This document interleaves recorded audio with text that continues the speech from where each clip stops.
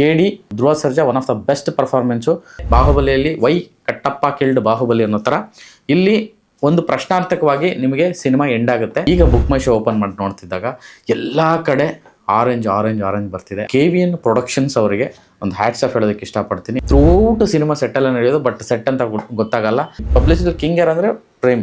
ಯಾವುದೇ ನಿರೀಕ್ಷೆ ಇಲ್ಲದೆ ಸೆಟಲ್ಡ್ ಆಗಿ ಸಿನಿಮಾಗೆ ಥಿಯೇಟರ್ಗೆ ಜನ ಬಂದರು. 90% ಥ್ರೂಔಟ್ ಸೆಕೆಂಡ್ ಹಾಫು ಬರೀ ಶಿಳ್ಳೆ ಚಪ್ಪಾಳೆ ಕೂಗಾಟ ಸಿನಿಮಾ ತುಂಬಿದೆ.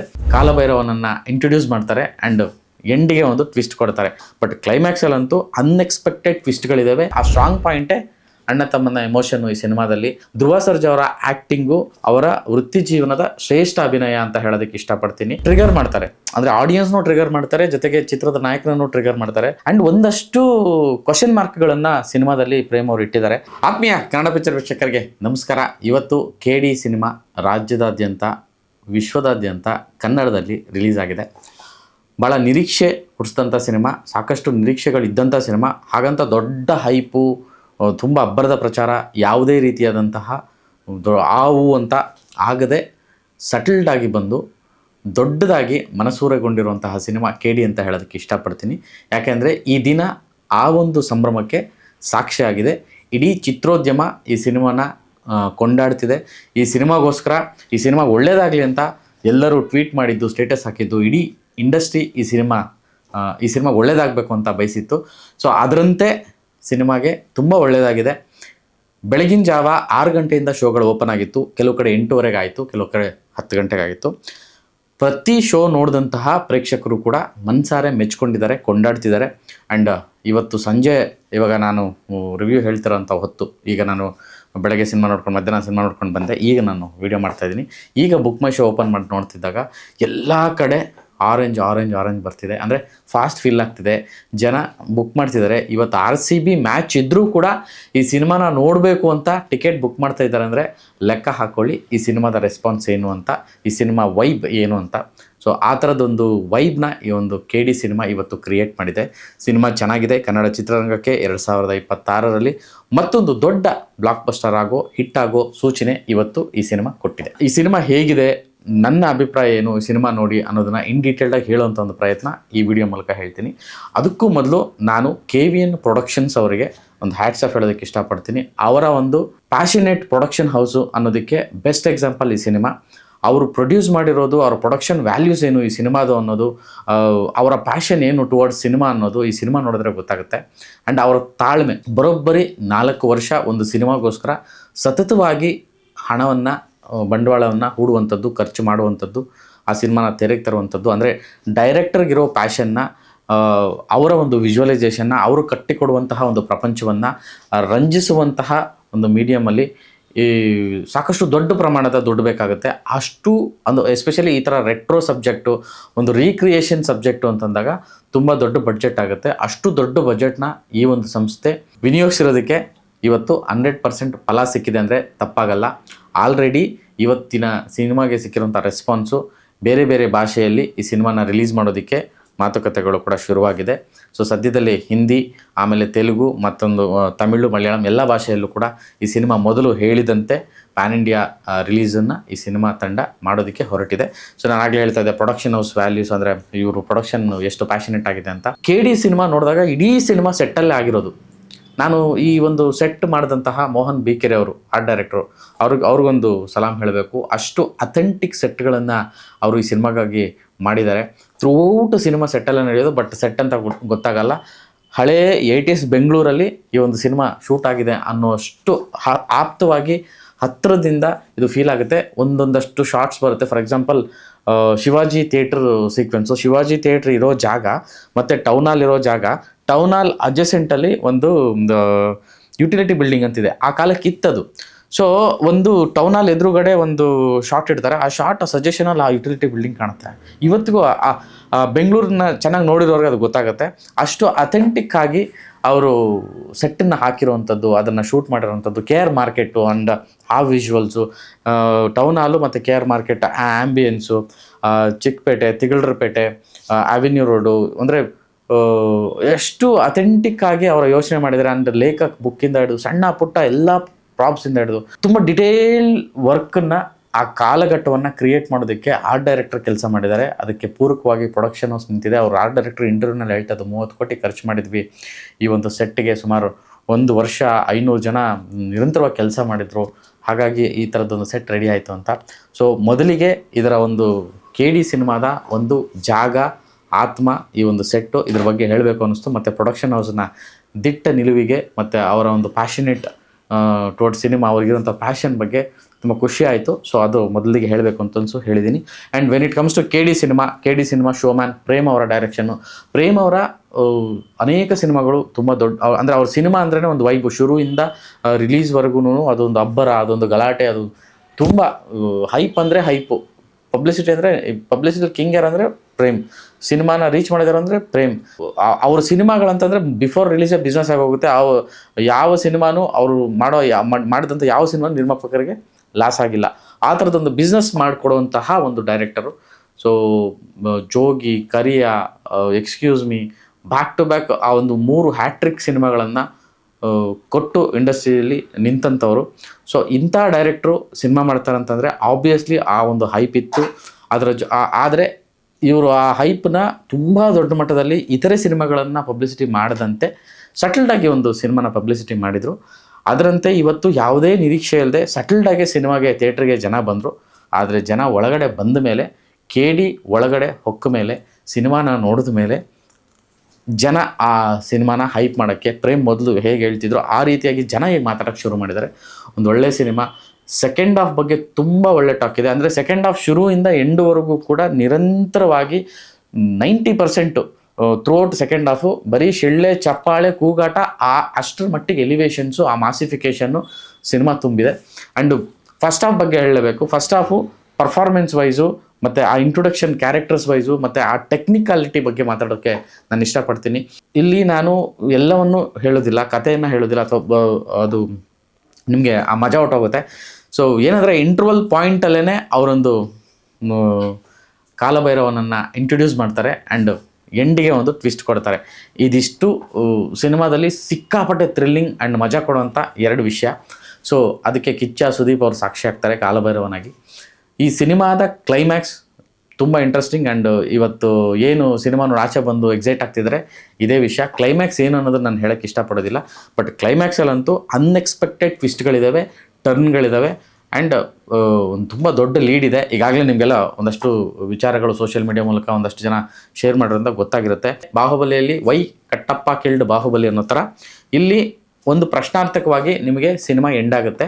ಆ್ಯಂಡ್ ನಿಮ್ಮ ಊಹೆಗೆ, ಅಂದರೆ ಪ್ರೇಮ್ ಅವರು ಒಂದು ಕಡೆ ಹೇಳಿದರು ಈ ಒಂದು ಸಿನಿಮಾ ಪ್ರಮೋಷನ್ ಟೈಮಲ್ಲಿ, ಇಡೀ ಸಿನಿಮಾ ಒಂದು ಟ್ರೈಲರ್ ಥರ ಇರುತ್ತೆ ಅಂತ. ನಿಜವಾಗ್ಲೂ ಇಡೀ ಸಿನಿಮಾ ಅದೇ ಥರನೇ ಇದೆ, ಟ್ರೈಲರ್ ಥರ ಅನಿಸುತ್ತೆ ನಮಗೆ. ಸೊ ಆಮೇಲೆ ಇದು ಅಂತ್ಯ ಅಲ್ಲ ಸರ್, ಆರಂಭ ಅಂತ ರವಿಶಂಕರ್ ಒಂದು ಡೈಲಾಗ್ ಇದೆ. ಆ್ಯಕ್ಚುಲಿ ಇಲ್ಲಿಂದ ಶುರುವಾಗುತ್ತೆ ಅನ್ನೋ ಕತೆ ಅಂತ ಅನಿಸಿದ್ದು. ಸೊ ಮೇ ಬಿ ಸಿನಿಮಾ ಇಲ್ಲಿಂದ ಶುರುವಾಗುತ್ತೆ, ಇನ್ನೊಂದು ಪಾರ್ಟ್ ಬರುತ್ತೆ, ಇಲ್ಲಿಂದ ಶುರುವಾಗುತ್ತೆ, ಇದೆಲ್ಲ ಟ್ರೈಲರ್ ಆಗಿತ್ತು, ಇಂಟ್ರೊಡಕ್ಷನ್ ಆಗಿತ್ತು ಅಂತಲೇ ಅನಿಸುತ್ತೆ. ಆ ರೀತಿಯಾಗಿ ಸಿನಿಮಾ ಕ್ವಿಕ್ಕಾಗಿ ಮುಕ್ತಾಯ ಆಗುತ್ತೆ.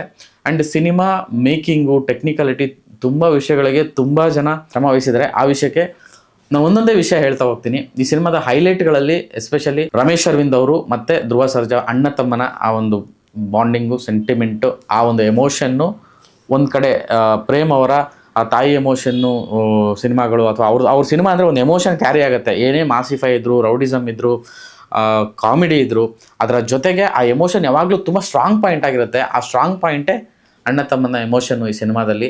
ಆ ಎಮೋಷನ್ ಏನು ಅಂತ ನೀವು ಸಿನಿಮಾ ನೋಡಿದಾಗಲೇ ನಿಮಗೆ ಅದರ ಒಂದು ರುಚಿ ಹತ್ತುತ್ತೆ. ಆ್ಯಂಡ್ ಧ್ರುವ ಸರ್ಜಾ ಮತ್ತು ರೀಶ್ಮಾ ನಾಣಯ್ಯ ಅವರ ಕಾಂಬಿನೇಷನ್, ನಿಜವಾಗ್ಲೂ ಹೇಳ್ತೀನಿ, ಈ ಸಿನಿಮಾ ಇವರಿಬ್ಬರ ಕೆರಿಯರಲ್ಲೂ ಟರ್ನಿಂಗ್ ಪಾಯಿಂಟು, ಮತ್ತು ಇಬ್ಬರಿಗೂ ಕೂಡ ತುಂಬ ದೊಡ್ಡ ಹೆಸರನ್ನು ತಂದ್ಕೊಡೋಂಥದ್ದು ಸಿನಿಮಾ ನೋಡಿದಾಗ. ಅಂದರೆ ಧ್ರುವ ಸರ್ಜಾ ಅವ್ರದ್ದು ಅದ್ದೂರಿಯಿಂದ ಇಲ್ಲಿವರೆಗೂ ನೀವು ಎಲ್ಲ ಸಿನಿಮಾಗಳನ್ನು ನೋಡಿದ್ದೀರಾ. ಸೊ ಪ್ರತಿ ಸಿನಿಮಾದಲ್ಲೂ ಅವರು ಒಂದೊಂದು ಪ್ರಯತ್ನವನ್ನು ಪಟ್ಕೊಂಡೇ ಹೋಗಿದ್ದಾರೆ, ಇಲ್ಲ ಅಂತಲ್ಲ. ಆದರೆ ಈ ಸಿನಿಮಾ ಬಂದರೆ ಆ ಎಲ್ಲ ಸಿನಿಮಾಗಳು ಒಂದು ಸೈಡ್ ಆದರೆ ಈ ಸಿನಿಮಾನೇ ಒಂದು ಸೈಡ್ ಆಗುತ್ತೆ. ಧ್ರುವ ಸರ್ಜಾ ಅವರ ಆ್ಯಕ್ಟಿಂಗು, ಅವರ ವೃತ್ತಿ ಜೀವನದ ಶ್ರೇಷ್ಠ ಅಭಿನಯ ಅಂತ ಹೇಳೋದಕ್ಕೆ ಇಷ್ಟಪಡ್ತೀನಿ. ಸೊ ಎಲ್ಲ ರೀತಿಯಲ್ಲೂ ಅವರ ಅಭಿನಯ, ಆ ಇನೋಸೆನ್ಸ್ ಆಗಿರ್ಬೋದು, ಅಗ್ರೆಷನ್ ಆಗಿರ್ಬೋದು, ಕಾಮಿಡಿ ಆಗಿರ್ಬೋದು, ಟೈಮಿಂಗ್ ಆಗಿರ್ಬೋದು, ಒಂದು ರೊಮ್ಯಾಂಟಿಕ್ ಮೂಮೆಂಟ್ಸ್ ಆಗಿರ್ಬೋದು, ಫನ್ ಅಂದರೆ ಎಲ್ಲ ಬಗೆಯ ನವರಸಗಳನ್ನು ಕೂಡ ಅವರು ಈ ಒಂದು ಸಿನಿಮಾದಲ್ಲಿ ತೋರಿಸೋದಕ್ಕೆ ಅವ್ರಿಗೆ ಅವಕಾಶ ಸಿಕ್ಕಿದೆ. ಮತ್ತು ಅಷ್ಟು ಅಚ್ಚುಕಟ್ಟಾಗಿ ಡೈರೆಕ್ಟರ್ ಅವರಿಂದ ತೆಗೆಸಿದ್ದಾರೆ. ಧ್ರುವ ಸರ್ಜಾ ಇಲ್ಲಿಂದ ಅವ್ರಿಗೆ ಸಿಗುವಂಥ ಪಾತ್ರಗಳಾಗಲಿ ಹೇಳುವಂಥ ಕಥೆಗಳಾಗಲಿ ಮೇ ಬಿ ತುಂಬ ಒಳ್ಳೊಳ್ಳೆ ಇದು ಬರ್ಬೋದು. ಇಷ್ಟೂ ದಿನ ಧ್ರುವ ಸರ್ಜನ ಈ ಥರದ ಸಿನಿಮಾಗಳಿಗೆ ಈ ಥರದ ಪಾತ್ರಗಳಿಗೆ ನಾವು ಯೋಚನೆ ಮಾಡಿಲ್ವಲ್ಲ ಅಂತ ಅನ್ನಿಸ್ಬೋದು ಸುಮಾರು ಜನ ಮೇಕರ್ಸ್ಗೆ. ಇಲ್ಲಿಂದ ಒಂದಷ್ಟು ಬೇರೆ ಥರದ ಅಪ್ರೋಚ್ಗಳು ಧ್ರುವ ಸರ್ಜನ್ನ ಹುಡ್ಕೊಂಡು ಹೋಗ್ಬೋದು ಅಂತ ಅನ್ಸುತ್ತೆ. And when it comes to action is also ಇವರು ಆಲ್ರೆಡಿ ಆ್ಯಕ್ಷನ್ ಪ್ರಿನ್ಸು ಅವರು ಆ್ಯಕ್ಷನ್ಸ್ ಬಗ್ಗೆ ಎರಡು ಮಾತಿಲ್ಲ. ಅವರು ಪ್ರತಿ ಸಿನಿಮಾದಲ್ಲೂ ಅವರು ಸಿನಿಮಾಗೋಸ್ಕರ ಎಷ್ಟು ಡೆಡಿಕೇಟೆಡ್ಡು, ಬಾಡಿ ಬಿಲ್ಡ್ ಮಾಡೋದಾಗಲಿ ಅಥವಾ ಆ ಪಾತ್ರಕ್ಕೆ ತಕ್ಕಂತೆ ಅವ್ರು ಲೋ ಮಾಡ್ಕೊಳ್ಳೋದಾಗಲಿ. ಸೊ ಆ ಒಂದು ವಿಷಯಕ್ಕೆ ಈ ಸಿನಿಮಾದಲ್ಲಿ ಧ್ರುವ ತುಂಬ ಡೆಡಿಕೇಟೆಡಾಗಿ ಕಂಡಿದ್ದಾರೆ. ಅವರ ಆಂಗಿಕ ಭಾಷೆ ಆಗಿರ್ಬೋದು, ಅವರ ಅಭಿನಯ ಆಗಿರ್ಬೋದು, ಸುಮಾರು ವಿಷಯಗಳಿಗೆ ಡೈಲಾಗ್ ಡೆಲಿವರಿ ಆಗಿರ್ಬೋದು, ತುಂಬ ಬದಲಾವಣೆ ಮಾಡ್ಕೊಂಡಿದ್ದಾರೆ. ಅದೆಲ್ಲವೂ ಕೂಡ ಇದರಲ್ಲಿ ತುಂಬ ಚೆನ್ನಾಗಿ ಕಾಣುತ್ತೆ ಮತ್ತು ಇಷ್ಟ ಆಗ್ತಾರೆ. ಏನು ಅಯ್ಯೋ ಅನ್ನಿಸ್ತಾರೆ, ಒಡಿಗುರು ಅಂತ ಹೇಳಬೇಕು ಅಂತ ಅನಿಸೋಷ್ಟು ಅಗ್ರೆಸಿವ್ ಆಗ್ತಾರೆ, ಎಷ್ಟು ಒಳ್ಳೆಯವನಲ್ವಾ ಅಂತಲೂ ಅನ್ನಿಸ್ತಾರೆ. ಆ ಥರದ ಒಂದು ಪಾತ್ರವನ್ನು ಧ್ರುವ ಸರ್ಜಾ ಅಚ್ಚುಕಟ್ಟಾಗಿ ನಿಭಾಯಿಸಿದ್ದಾರೆ. Actually KD Dhruva Sarja one of the best performance. ನೀವು ಸಿನಿಮಾ ನೋಡಿದ್ರೆ ಗೊತ್ತಾಗುತ್ತೆ. ನಾನು ಅದಕ್ಕೆ ಇಷ್ಟು ಮಾತಾಡ್ತಾ ಇದ್ದೀನಿ. ರೇಷ್ಮಾ ನಾಣಯ್ಯ ಬಗ್ಗೆ ಮಾತಾಡಬೇಕು. ರೇಷ್ಮಾನು ಅಷ್ಟೇ, ಅಂದರೆ ಇಲ್ಲಿವರೆಗೂ ಏನು ನಾವು ಟ್ರೈಲರ್ ನೋಡಿ ಮಂಜುಳಾ ಥರ ಕಾಣಿಸ್ತಾರೆ ಅಂತ ನಾನು ಹೇಳಿದ್ದೆ. ಅದೇ ರೀತಿ ಅಂದರೆ ಸಿನಿಮಾದಲ್ಲಿ ಹಾಗಂತ ಗಯ್ಯಾಳಿ, ಅಷ್ಟು ಟಾಕೆಟಿವ್ ಹುಡುಗಿ, ತುಂಬ ಮಾತಾಡ್ತಾಳೆ ಆ್ಯಂಡ್ ತುಂಬ ಫೋರ್ಸ್ ಇದೆ ಹುಡುಗಿಲಿ ಅನ್ನೋ ಅಷ್ಟೇ ಈಕ್ವಲ್ ಆಗಿ ಎಮೋಷ್ನಲ್ ಸೀಕ್ವೆನ್ಸಲ್ಲಿ ಅವರನ್ನು ಪ್ರೂವ್ ಮಾಡ್ಕೊಳ್ಳೋದಕ್ಕೆ, ಅವರನ್ನು ಇದು ಮಾಡ್ಕೊಳ್ಳೋದಕ್ಕೆ ಅವಕಾಶ ಈ ಸಿನಿಮಾದಲ್ಲಿ ಸಿಕ್ಕಿದೆ. ಪ್ರೇಮ್ ಅವರಿಂದನೂ ಕೂಡ ತುಂಬ ಒಳ್ಳೆಯ ಅಭಿನಯವನ್ನು ತೆಗೆಸಿದ್ದಾರೆ ಅಂತ ಹೇಳೋದಕ್ಕೆ ಇಷ್ಟಪಡ್ತೀನಿ. ಆ್ಯಂಡ್ ಆ ಪಾತ್ರಕ್ಕೆ ಅವರು ತುಂಬ ಚೆನ್ನಾಗಿ ಸೂಟ್ ಆಗ್ತಾರೆ. ಆ್ಯಂಡ್ ಎಸ್ಪೆಷಲಿ ಹಾಡುಗಳಲ್ಲಿ ಅವರು ತುಂಬ ಮುದ್ದಾಗಿ ಕಾಣಿಸ್ತಾರೆ. ಆ್ಯಂಡ್ ಇವರಿಬ್ಬರು ಕೆಮಿಸ್ಟ್ರಿ ಆ್ಯಕ್ಚುಲಿ ನಿಜವಾಗ್ಲೂ ಕಮಾಲ್ ಮಾಡಿದೆ, ಧ್ರುವ ಆ್ಯಂಡ್ ರೇಷ್ಮಾ ಕೆಮಿಸ್ಟ್ರಿ. ಸೊ ಅಷ್ಟು ಅಚ್ಚುಕಟ್ಟಾಗಿ ಮೂಡಿಬಂದಿದೆ. ಆ್ಯಂಡ್ ಅವರ ಗೆಟಪ್ಪು, ಕಾಸ್ಟ್ಯೂಮ್ಸು, ಆ ಒಂದು ಹಳೆ ಬೆಂಗಳೂರಿನ ದಿನಗಳಿಗೆ ಕರ್ಕೊಂಡು ಹೋಗ್ತಾರೆ. ಅದನ್ನ ಫೀಲ್ ಮಾಡಿದ್ರೆ ಸಿನಿಮಾದೊಳಗಡೆ ತುಂಬ ವಿಷಯ ಇದೆ. ಅಂದರೆ ಎಸ್ಪೆಷಲಿ ಆರ್ಟ್ ಡೈರೆಕ್ಟ್ರು DOP ಬಗ್ಗೆ ಮಾತಾಡಲೇಬೇಕು, ವಿಲಿಯಂ ಡೇವಿಡ್. ಆ್ಯಂಡ್ ಪ್ರೇಮ್ ಅವ್ರದ್ದು ಒಂದು ಸ್ಕಿಲ್ಸ್ ಇದೆ. ಅಂದರೆ ಈ ಸಿನಿಮಾದಲ್ಲಿ ಅದು ನಂಗೆ ತುಂಬ ಚೆನ್ನಾಗಿ ಕಾಣಿಸ್ತು. ಸಿಂಗಲ್ ಶಾರ್ಟಲ್ಲಿ ಸಿಕ್ಕಾಪಟ್ಟೆ ವಿಷಯ ಹೇಳ್ತಾರೆ. ಆ್ಯಂಡ್ ಝೂಮಲ್ಲಿ ತುಂಬ ಎಕ್ಸ್ಪ್ರೆಷನ್ನ ಕ್ಯಾಪ್ಚರ್ ಮಾಡಿದ್ದಾರೆ ಈ ಸಿನಿಮಾದಲ್ಲಿ. ಆ ಒಂದು ವಿಷಯಗಳು ತುಂಬ ಇಷ್ಟ ಆಯಿತು. ಯಾಕೆಂದರೆ ಆ ಎಮೋಷನ್ಸ್ ತುಂಬ ನಾಟುತ್ತೆ. ಧ್ರುವದಾಗಲಿ, ಪ್ರತಿ ಕ್ಯಾರೆಕ್ಟ್ರು, ಎಲ್ಲ ಕ್ಯಾರೆಕ್ಟರ್ಗಳು ಕೂಡ ಆ ರೀತಿಯಾಗಿ ಅವರು ಕ್ಲೋಸಪ್ ಶಾಟ್ಗಳನ್ನ, ತುಂಬ ಸಿಂಗಲ್ ಶಾಟ್ಗಳನ್ನು ಮತ್ತು ಕ್ಲೋಸಪ್ ಶಾಟ್ಗಳನ್ನು ತುಂಬ ಕಾನ್ಸಂಟ್ರೇಟ್ ಮಾಡಿದ್ದಾರೆ. ವಿಶೇಷವಾಗಿದೆ ಸಿನಿಮಾಟೋಗ್ರಫಿ. ಈ ಸಿನಿಮಾದ ವಿಶೇಷ ಸಿನಿಮಾಟೋಗ್ರಫಿ ಜೊತೆಗೆ ಆರ್ಟ್ ಡೈರೆಕ್ಷನ್ ಎಷ್ಟು ಚೆನ್ನಾಗಿ ಬ್ಲೆಂಡ್ ಆಗಿದೆ ಅಂತಂದರೆ, ಇದಕ್ಕೆ ತಕ್ಕಂತೆ ಎಡಿಟರು ಸಂಕೇತ್ ಅವರು ಇದನ್ನು ಎಡಿಟ್ ಮಾಡಿದ್ದು, ಸಂಕೇತ್ ಆಚಾರ್ಯ. ಆ್ಯಂಡ್ ಸಂಕೇತ್ ಸ್ಕಿಲ್ಸು ಇಲ್ಲಿ ಕಾಣುತ್ತೆ. ಆ್ಯಂಡ್ ಪ್ರೇಮ್ ಅವರ ಒಂದು ಲೆನ್ಸ್ ಅವ್ರು ಹೇಳ್ತಾ ಇದ್ರು ಲಾಸ್ಟ್ ಇಂಟರ್ವ್ಯೂನಲ್ಲಿ, ನಾನು ಈ ಥರದ ಲೆನ್ಸ್ ಬಳಸ್ತೆ, ಇದಕ್ಕೆ ಹಿಂಗೆ ಲೆನ್ಸ್ ಬಳಸ್ತೆ ಹೆಂಗೆ ಅಂತ.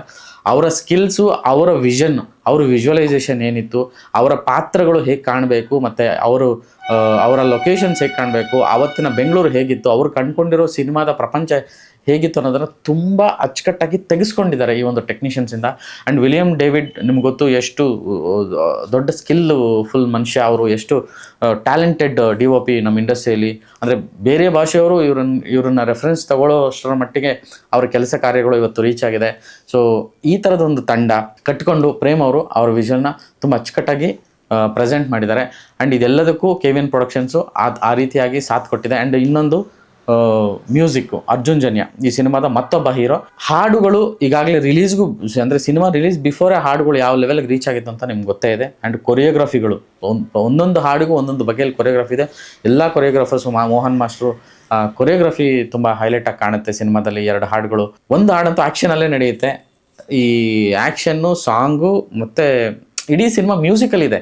ಈ ಬ್ಲಡ್ ಶೇಡೆಡ್ಡು, ಈ ಥರದೊಂದು ಎಮೋಷ್ನಲ್ಲು, ಮಾಸಿಫೈ ಮತ್ತು ರೆಟ್ರೋ ಕಥೆನ ಮ್ಯೂಸಿಕಲಿ ಬೆಸ್ಟ್ ಹೇಗೆ ಪ್ರೆಸೆಂಟ್ ಮಾಡ್ಬೋದು ಅಂತಂದರೆ ಅದಕ್ಕೆ ಬೆಸ್ಟ್ ಎಕ್ಸಾಂಪಲ್ ಈ ಸಿನಿಮಾ. ಆ್ಯಂಡ್ ಪ್ರೇಮ್ ಅವರ ಒಂದು ಮ್ಯೂಸಿಕಲ್ ಟೇಸ್ಟು ನಮ್ಮೆಲ್ಲರಿಗೂ ಗೊತ್ತಿದೆ. ಆ್ಯಂಡ್ ಮ್ಯೂಸಿಕ್ ಅಂದರೆ ಪ್ರೇಮ್ ಸಿನಿಮಾ ಅಂದರೆ ಆ music one of the best ಇರುತ್ತೆ ಆ್ಯಂಡ್ ಅದು ಹೊಸದಾಗಿರುತ್ತೆ ಅನ್ನೋದು. ಸೊ ಈ ಸಿನಿಮಾದಲ್ಲಿ ಮತ್ತೊಂದು ಆ ಥರದ ಪ್ರಯೋಗ ಆಗಿದೆ. ಸಿನಿಮಾ ರಿಲೀಸ್ಗೂ ಮೊದಲೇ ಎಲ್ಲ ಹಾಡುಗಳು ಅಷ್ಟರ ಮಟ್ಟಿಗೆ ರೀಚ್ ಆಗಿತ್ತು. ಅರ್ಜುನ್ ಜನ್ಯ ಮತ್ತು ಪ್ರೇಮ್ ಅವರ ಕಾಂಬಿನೇಷನ್ನು ಅಷ್ಟು ಮಜಬೂತಾಗಿ ಈಗಾಗಲೇ ಅವ್ರ ಕಾಂಬಿನೇಷನ್ ಎಲ್ಲ ಸಿನಿಮಾಗಳ ಎಲ್ಲ ಆಲ್ಬಮ್ಗಳು ಸೂಪರ್ ಹಿಟ್ ಆಗಿದೆ. ಅಗೇನ್ ಇದು ಆಲ್ರೆಡಿ ಸೂಪರ್ ಹಿಟ್ ಆಗಿತ್ತು. ನನಗೆ BGM ಪ್ಯಾಟ್ರನ್, ಪ್ರತಿ ಕ್ಯಾರೆಕ್ಟರ್ ಎಲಿವೇಷನ್ಗೂ, ಪ್ರತಿ ಸಿಚುವೇಶನ್ಗೂ ಅವರು ಮಾಡ್ಕೊಂಡಿರುವಂತಹ ಥೀಮು, ಅಂದರೆ ಆ್ಯಕ್ಷನ್ಗೆ ಒಂದು ಥೀಮು, ಅಂದರೆ ಪ್ರತಿಯೊಂದು ಕೂಡ ಈಕ್ವಲಾಗಿ ಎಲಿವೇಟ್ ಆಗುತ್ತೆ. ಅದಕ್ಕೇ ಮೇ ಬಿ ಥಿಯೇಟ್ರಲ್ಲಿ ಎಲ್ಲರೂ ಶಿಳ್ಳೆ ಚಪ್ಪಲ್ನ ಆ್ಯಕ್ಚುಲಿ ಇವತ್ತು ಇಡೀ ಜನಗಳ ಜೊತೆಗೆ ಸಿನಿಮಾ ನೋಡಿದ್ದು ಹಂಗೆ ಎಕ್ಸೈಟ್ ಆಗಿ ಅದಕ್ಕೆ ರೆಸ್ಪಾಂಡ್ ಮಾಡ್ತಾಯಿದ್ರು. ಮೇ ಬಿ ಆ ಮ್ಯೂಸಿಕ್ಕು, ಆ ವಿಜುವಲ್ಲು, ಆ ಒಂದು ಕಲಾವಿದರು ಎಲ್ಲವೂ ಸೇರಿ ಆ ರೀತಿಯಾದಂಥ ಒಂದು ಟ್ರೀಟ್ಮೆಂಟ್ನ ಆಡಿಯನ್ಸ್ಗೆ ಕೊಡ್ತಾ ಇದೆ ಈ ಸಿನಿಮಾ. ಆ್ಯಂಡ್ ಇಲ್ಲಿ ಸಂಜಯ್ ದತ್ ಅವರು ಈ ಸಿನಿಮಾದಲ್ಲಿ ಏನು ಮಾಡಿರ್ಬೋದು, ಒಂದು ಚಿಕ್ಕ ಪಾತ್ರ ಮಾಡಿ ಹೋಗಿರ್ಬೋದು ಅನ್ನೋ ಥರದ್ದೇ ಫೀಲ್ ಇದ್ದಿದ್ದು ನನಗೂ. ಮತ್ತು ಶಿಲ್ಪಾ ಶೆಟ್ಟಿ ಅವರು, ರವಿಚಂದ್ರನ್ ಏನೋ ಒಂದು ಗೆಸ್ಟ್ ರೋಲ್ ಮಾಡಿ ಹೋಗಿರ್ತಾರೆ ರವಿಚಂದ್ರನ್ ಅವರು ಅನ್ನೋ ಥರದ್ದೇ ಇದ್ದಿದ್ದು. ಬಟ್ ಸಿನಿಮಾ ನೋಡಿದಾಗ ಸಿನಿಮಾ ತುಂಬ ಇರೋ ಥರ ನನಗೆ ಭಾಸ ಆಯಿತು. ಮತ್ತು ಅವರ ಪಾತ್ರಗಳು, ಆ ಥರದ ಲೆಜೆಂಡ್ ಆ್ಯಕ್ಟರ್ಗಳನ್ನ ಇಟ್ಕೊಂಡು ಪ್ರೇಮ್ ಅವರು ಅವ್ರದ್ದೇ ಕಲ್ಪನೆಯಲ್ಲಿ ಕ್ರಿಯೇಟ್ ಮಾಡಿರುವಂತಹ ಕ್ಯಾರೆಕ್ಟರ್ಗಳು, ಅವ್ರು ಕೊಟ್ಟಿರುವಂತಹ ಗೆಟಪ್ಪು ಎಷ್ಟು ಚೆನ್ನಾಗಿದೆ ಅಂತಂದರೆ ಸಿನಿಮಾ ನೋಡಿದಾಗ ನೀವು ಅದನ್ನು ಅನುಭವಿಸ್ತೀರ. ಮತ್ತು ಅವ್ರ ಕೆಮಿಸ್ಟ್ರಿ, ರಮೇಶ್ ಅರವಿಂದ್ ಅವರು, ರವಿಚಂದ್ರನ್ ಅವರು, ಅದು ನಾನು ಹೇಳೋಕ್ಕೆ ಇಷ್ಟಪಡಲ್ಲ. ಒಂದಷ್ಟು ಸೀಕ್ವೆನ್ಸ್ಗಳು ಬರುತ್ತೆ, ಆ ಡೈಲಾಗ್ಸ್ ಬರುತ್ತೆ. ಆ್ಯಂಡ್ ಕ್ರಾಂತಿಕುಮಾರ್ ಬಗ್ಗೆ ಹೇಳಲೇಬೇಕು. ಈ ಸಿನಿಮಾದ ಡೈಲಾಗ್ ರೈಟರು ಕ್ರಾಂತಿಕುಮಾರ್ ಬರೆದಿರುವಂತಹ ಡೈಲಾಗ್ಸು ಆವತ್ತಿನ ಕಾಲಕ್ಕೆ, ಆವತ್ತಿನ ಕಾಲಘಟ್ಟಕ್ಕೆ ಬಳಸುವಂಥ ಭಾಷೆ ಆಗಿರ್ಬೋದು, ಬಳಸುವಂತಹ ಪದಗಳಾಗಿರ್ಬೋದು, ಕನ್ನಡವನ್ನು. ಮತ್ತು ಬೆಂಗಳೂರು ಅಂತಂದಾಗ ಎಲ್ಲ ಭಾಷೆಯ ಕನ್ನಡಿಗರು ಇರ್ತಾರೆ, ಅಲ್ಲಿ ನಾರ್ತ್ ಕರ್ನಾಟಕ ಲ್ಯಾಂಗ್ವೇಜು ಬರುತ್ತೆ. ಕವಿ ಕ್ಯಾರೆಕ್ಟರ್ ಹೇಳಬೇಕು, ಈ ಒಂದು ಟೈಮಲ್ಲಿ ಕವಿ ಕ್ಯಾರೆಕ್ಟರ್ ಯಶ್ ಶೆಟ್ಟಿ ಮಾಡಿರುವಂಥ ಕವಿ ಪಾತ್ರ ಅವರ ಕೆರಿಯರಲ್ಲಿ ಒಂದು ರೀತಿ ವಿಚಿತ್ರವಾಗಿರುವಂಥ, ಅಂದರೆ ವಿಭಿನ್ನವಾಗಿರುವಂಥ ಪಾತ್ರ. ಈ ಸಿನಿಮಾದಲ್ಲಿ ಕವಿ ಕ್ಯಾರೆಕ್ಟರ್ ಭಾಳ ಚೆನ್ನಾಗಿ ಹೈಲೈಟ್ ಆಗುತ್ತೆ. ಆ್ಯಂಡ್ ಯಶ್ ಶೆಟ್ಟಿ ತುಂಬ ಚೆನ್ನಾಗಿ ಮೇಕಪ್ ಇದೆ ಈ ಸಿನಿಮಾದಲ್ಲಿ. ಅವ್ರ ಗೆಟಪ್ ಭಾಳ ಇಷ್ಟ ಆಯಿತು. ಆ್ಯಂಡ್ ಅವ್ರು ಮಂಗಳೂರು ಕನ್ನಡನೇ ಮಾತಾಡ್ತಾರೆ. ಸುಚೇಂದ್ರ ಪ್ರಸಾದು, ಸಾಕಷ್ಟು ಜನ ಇದ್ದಾರೆ, ಕಲಾವಿದರ ದಂಡೆ ಈ ಸಿನಿಮಾದಲ್ಲಿದೆ. ಒಬ್ಬೊಬ್ರದ್ದು ಒಂದೊಂದು ಬಗೆಯಲ್ಲಿ ಎಲ್ಲ ಪಾತ್ರಗಳು ನೆನಪಲ್ಲಿ ಉಳಿಯುತ್ತೆ. ಹಾಗೆ ಹೇಳಕ್ಕೆ ಹೋದರೆ ಸಂಜಯ್ ದತ್ ಅವರು, ನಾನು ಆಗಲೇ ಹೇಳ್ದಂಗೆ ಸಂಜಯ್ ದತ್, ರಮೇಶ್ ಅರವಿಂದ್ ಅವರು, ರವಿಚಂದ್ರನ್ ಅವರು ಮತ್ತು ಶಿಲ್ಪಾ ಶೆಟ್ಟಿ. ಸಂಜಯ್ ದತ್ ಅವರು ಇಡೀ ಸಿನಿಮಾ ಡಾಕ್ ದೇವನ ಕ್ಯಾರೆಕ್ಟ್ರಲ್ಲಿ ಇದು ಮಾಡ್ತಾರೆ, ಟ್ರಾವೆಲ್ ಆಗ್ತಾರೆ. ಅದು ತುಂಬ ಲೇಯರ್ಸ್ ಇದೆ, ಅದು ಮಜಾ. ಆ್ಯಂಡ್ ಶಿಲ್ಪಾ ಶೆಟ್ಟಿ ಅವ್ರ ಕ್ಯಾರೆಕ್ಟ್ರು ಅಷ್ಟೇ. ಸೊ ಅವರು ನಿಮಗೆ ಸಿನಿಮಾ ತುಂಬೆಲ್ಲ ಕೊನೆವರೆಗೂ ಕ್ಯಾರಿ ಆಗ್ತಾರೆ, ಅಲ್ಲೊಂದು ಕ್ವಶನ್ ಮಾರ್ಕಲ್ಲಿ ಹೋಗ್ತಾರೆ. ರಮೇಶ್ ಅರವಿಂದ್ ಅವರು ಇಷ್ಟು ದಿನ ನೀವೇನು ನೋಡಿದ್ರು ರಮೇಶ್ ಅರವಿಂದ್ ಅವರನ್ನು, ಆ ಎಲ್ಲವನ್ನು ಮರೆತು ಇದರಲ್ಲಿ ಬೇರೆ ಥರದ್ದೇ ಒಂದು ಪಾತ್ರವನ್ನು ಅವರು ನಿಭಾಯಿಸಿದ್ದಾರೆ ಅಣ್ಣನಾಗಿ. ಆ್ಯಂಡ್ ಅವರ ಭಾಷೆ ಮತ್ತು ಅವರ ಟೈಮಿಂಗು ಈ ಸಿನಿಮಾದಲ್ಲಿ ಸಖತ್ ಇಷ್ಟ ಆಯ್ತು ನನಗೆ. ಎಸ್ಪೆಷಲಿ ಒಂದು ಸೀಕ್ವೆನ್ಸ್ ಬರುತ್ತೆ, ಇದ್ದಕ್ಕಿದ್ದಂಗೆ ಆ ಎಮೋಷನ್ಸ್ನ ಎಕ್ಸ್ಪ್ರೆಸ್ ಮಾಡ್ತಾರೆ ಅವರು. ಆ ಎಕ್ಸ್ಪ್ರೆಸ್ ಮಾಡುವಂಥ ಟೈಮ್ ಇದೆಯಲ್ಲ, ಮತ್ತು ಅವರ ಆ್ಯಟಿಟ್ಯೂಡ್ ಇದೆಯಲ್ಲ, ತುಂಬ ಅಂದರೆ ಎಮೋಷ್ನಲ್ ಮಾಡ್ತಾರೆ ಅವರು. ಹಾಗೆಯೇ ಎಮೋಷ್ನಲ್ ಮಾಡೋದ್ರ ಜೊತೆಗೆ ಒಂದು ಟೈಮ್ ಬರುತ್ತೆ ಟ್ರಿಗರ್ ಮಾಡ್ತಾರೆ, ಅಂದರೆ ಆಡಿಯನ್ಸ್ನೂ ಟ್ರಿಗರ್ ಮಾಡ್ತಾರೆ, ಜೊತೆಗೆ ಚಿತ್ರದ ನಾಯಕನನ್ನು ಟ್ರಿಗರ್ ಮಾಡ್ತಾರೆ. ಆ ಒಂದು ಪಾಯಿಂಟ್ಗಳು ಸಾಕಾಗಿದೆ. ಆ್ಯಂಡ್ ಈ ಎಲ್ಲ ಪಾಯಿಂಟ್ಗಳಿಗೂ ಬರೆದಿರುವಂತಹ ಡೈಲಾಗ್ಸು, ಬರವಣಿಗೆ ಭಾಳ ಚೆನ್ನಾಗಾಗಿದೆ. ಅದನ್ನು ಬಿಡಿಸಿ ಹೇಳೋದಕ್ಕಿಂತ ಸಿನಿಮಾ ನೋಡಿದ್ರೇ ನಿಮಗೆ ಮಜಾ ಅನಿಸುತ್ತೆ. ಇದು ಬಿಟ್ಟು ಚಿತ್ರದಲ್ಲಿ ಸಂಜಯ್ ದತ್ ಅವರು ತುಂಬ ಚೆನ್ನಾಗಿ ಅಡಾಪ್ಟ್ ಆಗಿದ್ದಾರೆ, ನಮ್ಮವರೇ ಅಂತ ಅನ್ನಿಸ್ತಾರೆ. ಅವರು ಡೈಲಾಗ್ದಲ್ಲಿ ಅಂದರೆ ಹೇಳೋ ರೀತಿ ಇರ್ಬೋದು, ಅವ್ರ ಲಿಪ್ಸ್ ಆಗಿರ್ಬೋದು, ಅವ್ರ ಆ್ಯಟಿಟ್ಯೂಡ್ ಆಗಿರ್ಬೋದು, ಬಾಲಿವುಡ್ ನಟ ಹಂಗೆಲ್ಲ ಅನಿಸಲ್ಲ.